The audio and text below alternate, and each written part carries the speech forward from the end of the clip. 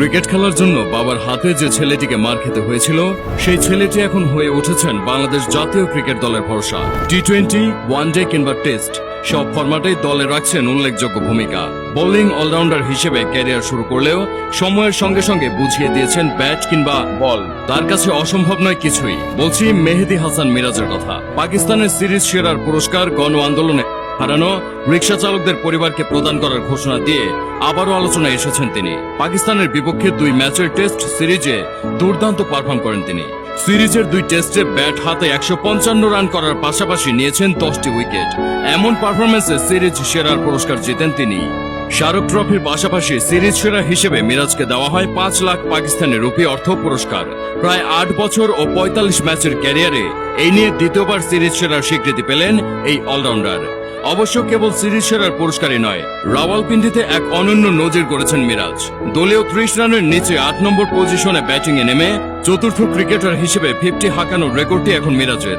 শুধু তাই নয়, এমন কঠিন পরিস্থিতিতে ব্যাটিংয়ে নেমে রেকর্ড সর্বোচ্চ 78 রান করেন তিনি। আগে 1998 থেকে 99 সালে ভারতের বিপক্ষে পাকিস্তানের মঈন খান 8 নম্বরে খেলতে নেমে সর্বোচ্চ 70 রান করেছিলেন। ওয়েস্ট ইন্ডিজের জোশুয়া ডি সিলভা ও ইংল্যান্ডের চার্লি অ্যাবসোলম এই পরিস্থিতিতে অর্ধশতক হাঁকান। তবে মঈন খান, জোশুয়া ডি সিলভা ও চার্লি অ্যাবসোলমকে ছাড়িয়ে রেকর্ড সর্বোচ্চ 78 রান করলেন মিরাজ। 1997 সালের 25 অক্টোবর বরিশালের বাকেরগঞ্জে মেহেদী হাসান মিরাজের জন্ম, কিন্তু বেড়ে উঠেছেন খুলনায়। তিনি প্রাতিষ্ঠানিক শিক্ষা গ্রহণ করেছেন খুলনার বাংলাদেশ নৌবাহিনী স্কুল অ্যান্ড কলেজ থেকে।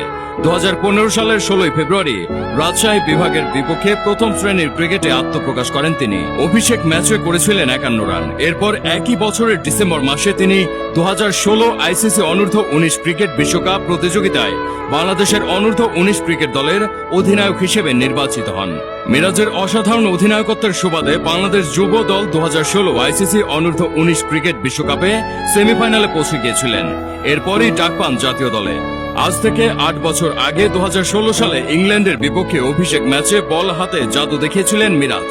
কিন্তু সময়ের সাথে সাথে ব্যাটার মিরাজও বেরিয়ে এসেছেন আলোতে। বিশেষ করে 2022 সালে যেন অন্যরকম কেটেছে মেহেদী হাসান মিরাজের। নিজের স্পেশালিস্ট স্পিনার তকমা ঝেড়ে ফেলে হয়ে উঠলেন নির্ভরযোগ্য অলরাউন্ডার। দুর্দান্ত একটা বছর পার করার পর পুরস্কারও পেলেন হাতে নাতে। ক্রিকেটের বাইবেল খ্যাত উইজডেনের বর্ষসেরা ওয়ানডে একাদশে জায়গা পেয়েছেন এই বাংলাদেশি।